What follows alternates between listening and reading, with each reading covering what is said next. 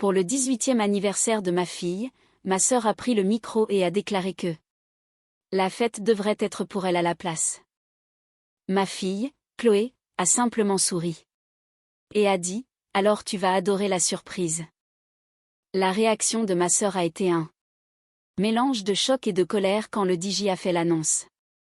Je n'aurais jamais cru que les 18 ans de ma fille se transformeraient en champ de bataille, mais avec le recul, j'aurais dû le voir venir. Ma petite sœur, Léa, avait toujours été le centre de l'attention lors des anniversaires, des mariages et même des enterrements. Si les projecteurs n'étaient pas braqués sur elle, elle trouvait toujours un moyen de les attirer. C'était épuisant, mais pendant des années, j'ai excusé son comportement en disant, c'est juste Léa, elle ne pense pas à mal. Mais cette fois, elle est allée beaucoup trop loin. Chloé attendait ses 18 ans avec impatience depuis des années. Elle avait travaillé dur pour mériter cette fête, en obtenant une mention très bien au bac. Et en jonglant avec ses activités sportives.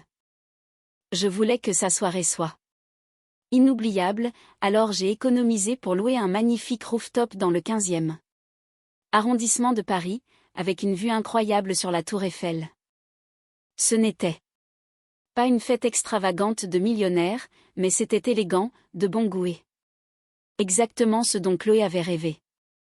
Tout était parfait, la décoration, le buffet traiteur, la musique. Chloé rayonnait dans sa robe en satin bleu, entourée de ses amis alors qu'ils dansaient. Je me tenais sur le côté, rayonnante de fierté, quand Léa est apparue de nulle part avec un micro à la main. Je ne l'ai même pas vue s'en emparer. Un instant, le DJ passait la chanson préférée de Chloé, et l'instant d'après, la voix de Léa résonnait dans les haut-parleurs. Cette fête, a-t-elle bafouillé, visiblement sous l'emprise de l'alcool. Elle devrait être la mienne. Un silence pesant a envahi la salle. Chloé s'est figée, se tournant vers sa tante. Léa vacillait légèrement, le visage tordu par la fureur. Il y a 18 ans, a-t-elle continué, j'étais censée avoir une fête comme celle-ci, mais est-ce que j'en ai eu une? Non. À la place, a-t-elle ajouté en me pointant du doigt, elle est tombée enceinte et a tout gâché. Toute la salle a laissé échapper un cri de stupeur. Annulez tout. Je veux l'argent pour un voyage à la place. J'ai entendu mon père gémir. Nous avons déjà payé ta robe, le traiteur et le DJ. Alors faites-vous rembourser, a exigé Léa. Je ne veux pas d'une fête minable. Je veux un voyage, et si je ne l'obtiens pas, je vais pourrir la vie de tout le monde. La vidéo s'est coupée. C'est alors que le chaos a éclaté. Les gens haletaient, chuchotaient, et ma mère restait assise, la main sur la bouche. Mon père a soupiré en se massant les tempes, un geste de frustration que j'avais vu 1000 fois. Léa est restée figée avant de se jeter soudainement sur le micro à nouveau. Ce n'est pas, a-t-elle commencé, mais personne n'écoutait car, pour la première fois de ma vie, ma mère s'est levée et a crié, Léa, ça suffit. Léa s'est tue.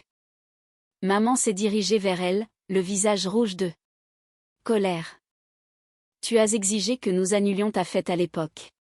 Tu as fait des caprices pendant des semaines, et maintenant, 18 ans plus tard, tu rejettes la faute sur ta sœur pour quelque chose que tu as provoqué toi-même. Léa a secoué la tête violemment. Non, je mérite une fête. Je n'étais qu'une enfant. Tu étais gâtée, a répliqué maman, et tu le es toujours. La salle est retombée dans un silence de mort. Léa a regardé autour d'elle, espérant que quelqu'un prenne sa défense, mais personne ne l'a fait. Ses amis évitaient son regard et même le DJ semblait incertain sur la marche à suivre. Mon mari secouait la tête avec incrédulité. C'est alors que Chloé, calmement et d'une voix douce, a dit, eh bien, tata Léa, je pensais vraiment que tu aimerait la surprise. Le visage de Léa est devenu écarlate. Elle a saisi une coupe de champagne et l'a projetée à travers la pièce dans un accès de rage. Le verre s'est brisé sur le sol. C'est à ce moment-là que tout a dégénéré. Dès que le verre a touché le sol, le chaos est devenu incontrôlable. Les invités ont sursauté, certains ont reculé, tandis que d'autres restaient pétrifiés. Les serveurs se sont arrêtés net, ne sachant plus s'ils devaient continuer le service ou commencer à nettoyer. Léa tremblait de fureur, les poings serrés. Un instant, j'ai cru qu'elle allait lancer autre chose, peut-être une assiette ou un centre de table, mais avant qu'elle ne puisse le faire, ma mère lui a saisi le poignet. Ça suffit, a sifflé maman entre ses dents serrées. Tu as embarrassé cette famille une fois. De trop. Léa a dégagé son bras d'un coup sec. Oh, c'est moi qui embarrasse. La famille? Et elle alors? Elle a pointé Chloé du doigt, bouillonnante. Elle vient de m'humilier devant tout le monde. Chloé a penché la tête et a répondu calmement, tu t'es humiliée toute seule. Léa a poussé un cri strident, puis s'est tournée vers moi. Et toi, a-t-elle hurlé en me pointant du doigt, tu as planifié ça, n'est-ce pas? Tu as laissé ta petite peste me tendre un piège. J'ai expiré profondément, me forçant à rester digne. Léa, personne ne t'a tendu de piège. Tu t'es fait ça toute seule. Tout ce que Chloé a fait, c'est te rappeler ce que tu as dit il y a 18 ans. Léa a hurlé, j'étais une gamine. Et pourtant, te voilà, agissant toujours comme telle, a dit mon père d'un ton sec. Ces mots ont tranché le silence de la pièce. Les yeux de Léa se sont agrandis sous le choc. Mon père élevait rarement la voix. Quand il parlait, les gens écoutaient, et en ce moment même, il en avait fini avec ses crises de nerfs. Tu as 34 ans, a-t-il dit en secouant la tête, et te voilà en train de faire un caprice aux 18 ans de ta nièce parce que tu n'es pas le centre de l'attention. Est-ce que tu t'entends seulement? Léa a ouvert la bouche pour argumenter, mais en regardant autour de la salle, elle a vu que personne n'était de son côté, ni ses parents, ni ses amis, ni les invités. Même les gens qui ne connaissaient pas toute l'histoire pouvaient voir qu'elle perdait pied. C'est à ce moment-là qu'elle a paniqué. Elle s'est tournée vers son mari, Thomas, le regard désespéré, mais il s'est contenté de la fixer. En retour, l'épuisement marqué sur son visage. C'était la première fois que je remarquais à quel point il avait l'air exténué, comme s'il subissait ce comportement depuis des années. Thomas, a chuchoté Léa, implorante. Il s'est frotté le visage et a poussé un profond soupir. Puis, d'une voix calme et mesurée, il a dit, j'en ai fini. Léa a tressailli. Quoi? J'en ai fini, a-t-il répété, de tout ça, de toi. Le silence est devenu total. Léa a ri nerveusement. Thomas, chéri, tu es juste en colère. Je ne suis pas en colère, a-t-il dit doucement. Je suis embarrassé. Les mots l'ont frappé comme une gifle. Tu as ruiné la fête de ta nièce, a-t-il poursuivi. Tu as fait une scène pour quelque chose qui s'est passé il y a 18 ans, et quand les choses n'ont pas tourné comme tu le voulais, tu as essayé de casser des objets. Il a secoué la tête. Je ne peux plus continuer comme ça. Les mains de Léa tremblaient. Tu ne penses pas ce que tu dis. Thomas l'a regardé, puis s'est détourné et s'est dirigé vers la sortie. Le souffle de Léa s'est coupé. Attends, Thomas. Mais il ne s'est pas arrêté. Et alors, avant que quiconque ne puisse réagir, Léa a couru après lui. Mais à mi-chemin de la porte, son talon a glissé sur le champagne qu'elle venait de jeter. Elle n'a pas seulement trébuché, elle s'est effondrée lourdement. Des cris de surprise ont résonné dans la foule alors qu'elle touchait le sol, le bruit de l'impact résonnant dans tout le rooftop. Pendant un moment, personne n'a bougé. Puis Léa a poussé un long gémissement, non pas de douleur, mais d'humiliation. Elle était assise par terre, sa robe trempée, ses cheveux en bataille, le maquillage coulant sur son visage. Elle faisait pitié. Et le pire dans tout ça? Thomas ne s'est même pas retourné. Il a franchi la porte, la laissant derrière lui. Léa sanglotait, mais personne ne s'est précipité pour l'aider, ni ses parents, ni ses amis, ni même moi. Pour la première fois de sa vie, elle réalisait qu'elle avait tout perdu. Chloé s'est approchée de moi, a pris ma main et a murmuré, « Le meilleur anniversaire de ma vie. » Je n'ai pas pu m'empêcher de rire. Mais ce n'était pas encore fini. Le lendemain, Léa a fait quelque chose que personne n'aurait pu prédire. Je me suis réveillée le matin suivant en m'attendant à un coup de téléphone. Je pensais que Léa pleurerait auprès de ses parents, ou m'enverrait peut-être un long message furieux m'accusant de lui avoir tendu un piège. J'étais prête pour les retombées. Mais ce à quoi je n'étais pas préparée, c'était ce qu'elle a réellement fait. À midi, mon téléphone explosait, non pas à cause de Léa, mais à cause de tous les autres. Ma cousine, ma tante, même mes collègues. Des gens qui n'étaient même pas là. Faites m'envoyer des messages. Tu as vu ce que Léa a posté? Regarde. Facebook tout de suite. Elle a perdu la tête. Mon estomac s'est noué. J'ai ouvert Facebook et la première chose que j'ai vue était son message, un long texte dramatique et haineux. Elle avait tagué tout le monde, moi, nos parents, et même Chloé. Mon cœur a sombré en commençant la lecture. Elle avait complètement déformé toute la situation.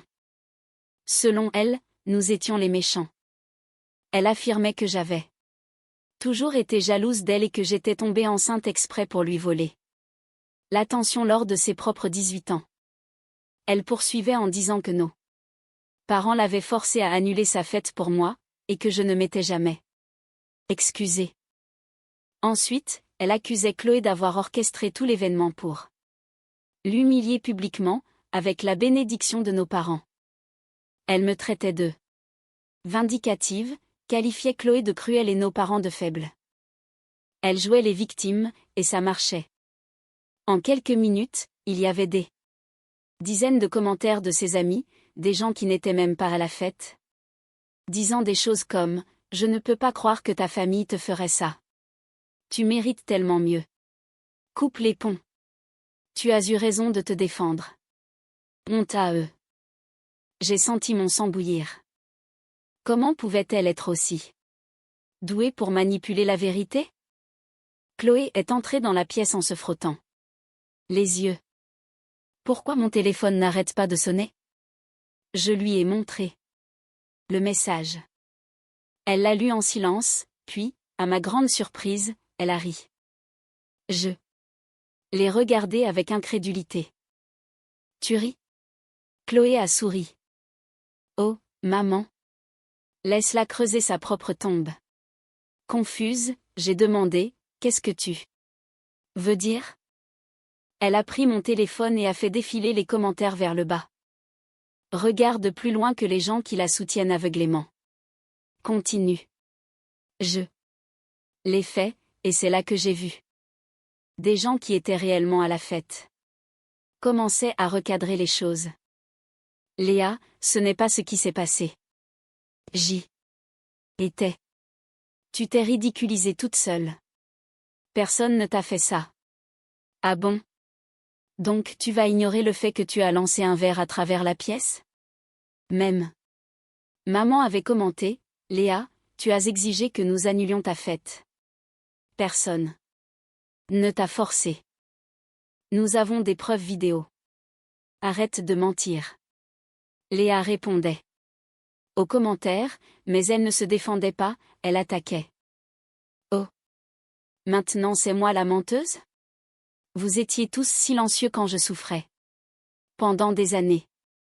Vous avez tous subi un lavage de cerveau. Si vous êtes de leur côté, vous n'avez jamais été mes vrais amis. Bon débarras. Et puis est arrivé le dernier clou dans son cercueil. Chloé a sorti une vidéo. Quelqu'un à la fête avait filmé sa crise de nerfs et l'avait postée. On y voyait tout, le moment où elle s'empare du micro, son discours d'ivrogne, le verre de champagne qui se brise, Thomas qui s'en va. Tout y était, et la vidéo était déjà devenue virale. Chloé a eu un petit sourire en coin. Alors, comment penses-tu que Tata Léa va transformer cette réalité? J'ai soupiré en secouant la tête. Elle ne peut pas, mais Léa n'a pas abandonné si facilement. Après l'échec de son message sur Facebook, elle a intensifié les choses. D'abord, elle a envoyé à nos parents une série de messages insensés. Vous êtes morts pour moi. J'espère que vous profiterez bien de votre fille et de votre petite-fille. Parfaite, car je ne vous reparlerai plus jamais. Vous avez ruiné ma vie. J'espère que vous pourrez vivre avec ça. Ensuite, elle s'en est prise à moi. Elle m'a laissé 5 messages vocaux furieux. D'affilée, chacun pire que le précédent. Dans le premier, elle hurlait que je lui avais tendu un piège. Dans le deuxième, elle affirmait que j'avais fait un lavage de cerveau à Chloé pour qu'elle la déteste. Au troisième, elle était en sanglots, prétendant que personne ne l'avait jamais aimée. Comme je l'ignorais, elle a fini par débarquer chez moi. J'étais dans la cuisine quand j'ai entendu frapper violemment à ma porte d'entrée. Bam, bam, bam. Puis sa voix, aiguë et furieuse. Ouvre cette foutue porte, espèce de lâche. Chloé a levé les yeux de son téléphone. Eh bien, elle ne comprend vraiment rien, hein? J'ai soupiré. Reste ici. J'ai entrouvert la porte. Léa se tenait là, les yeux hagards, le mascara dégoulinant sur son visage.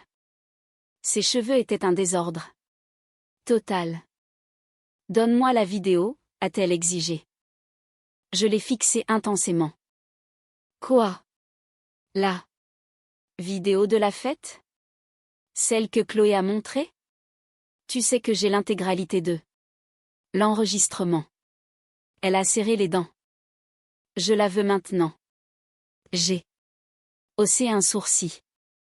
Et pourquoi je te la donnerais? Son visage s'est tordu de colère. Parce que si tu ne le fais pas, je vais faire de ta vie un enfer. J'ai littéralement éclaté de rire. Léa, tu essaies de faire ça depuis des années, et regarde où ça t'a mené. Son visage est devenu rouge pivoine. Je te jure que maman a interrompu Chloé. Elle s'est avancée dans l'embrasure de la porte, brandissant son téléphone. Juste pour que tu le saches, je suis en train de diffuser ça en direct, au cas où Tata Léa voudrait encore réécrire l'histoire. Les yeux de Léa se sont écarquillés et elle a poussé un cri de frustration avant de partir en trombe. J'ai fermé la porte, je l'ai verrouillée et je me suis tournée vers Chloé. Elle n'en a pas fini, ai-je dit. Chloé a souri. Nous non plus. La vengeance. Au début, je ne savais pas comment gérer Léa. Lui. Couper les vivres semblait être la meilleure option, mais une partie de moi voulait qu'elle assume les conséquences de ses actes. C'est là que Chloé a trouvé le plan parfait. Tata Léa déteste être embarrassée, n'est-ce pas? A-t-elle demandé. Plus que tout au monde, ai-je acquiescé. Chloé a souri de plus belle. Alors assurons-nous qu'elle n'oublie jamais ça. Et c'est exactement ce que nous avons fait. Puisque Léa avait tant de choses à dire en ligne, nous nous sommes assurés que la vérité reste au premier plan. L'ami de Chloé, celui qui avait filmé la crise de Léa, a publié la vidéo. Complète sur toutes les plateformes de réseaux sociaux, TikTok, Instagram, Twitter, Reddit. Et comme Internet adore les chutes spectaculaires, la vidéo est devenue virale avec des millions de vues. Les gens commentaient des choses comme: c'est la chute la plus satisfaisante que j'ai jamais vue. Imaginez être aussi aigri pour une fête d'anniversaire d'il y a 18 ans. Le fait qu'elle ait exigé un voyage aux Maldives à la place d'une fête rend ça 10 fois plus drôle. Internet l'a détruite. Les gens ont trouvé son profil Facebook public et ont commencé à l'interpeller. Même ses anciens camarades de classe lui ont envoyé des messages pour lui rappeler à quel point elle était déjà gâtée à l'époque. Ses amis ont commencé à prendre leur distance, mais le coup de grâce est venu quand son employeur, un cabinet immobilier renommé, a vu la vidéo. La réputation était primordiale dans son métier, et elle était désormais tristement célèbre pour être complètement déséquilibrée. Ils l'ont licenciée pour comportement non professionnel. Elle a perdu son travail, sa réputation, et 2 semaines plus tard, Thomas a demandé le divorce. Il avait atteint son point de rupture après des années à gérer l'égoïsme de sa femme, et cette humiliation publique avait été la goutte d'eau qui a fait déborder le vase. Il a tout pris. L'appartement, la voiture, tout. Léa n'avait plus rien. Et juste comme ça, elle a enfin dû faire face à de réelles conséquences pour la première fois de sa vie. Le dernier adieu. Des mois ont passé et personne dans la famille n'a parlé à Léa. Elle était complètement isolée. Puis, un jour, j'ai reçu une lettre par la poste, sans adresse d'expédition. Je l'ai ouverte et j'ai immédiatement reconnu l'écriture de Léa. C'était une longue lettre décousue expliquant comment j'avais ruiné sa vie, à quel point ce n'était pas juste et comment j'avais monté tout le monde contre elle. Et tout à la fin, en grosses lettres pleines de colère, elle avait écrit: j'espère que tu es heureuse. J'ai fixé ces mots pendant un long moment. Puis j'ai souri. Car, pour la première fois depuis très longtemps, je l'étais vraiment. Merci d'avoir regardé. On se retrouve dans la prochaine vidéo. Restez connectés.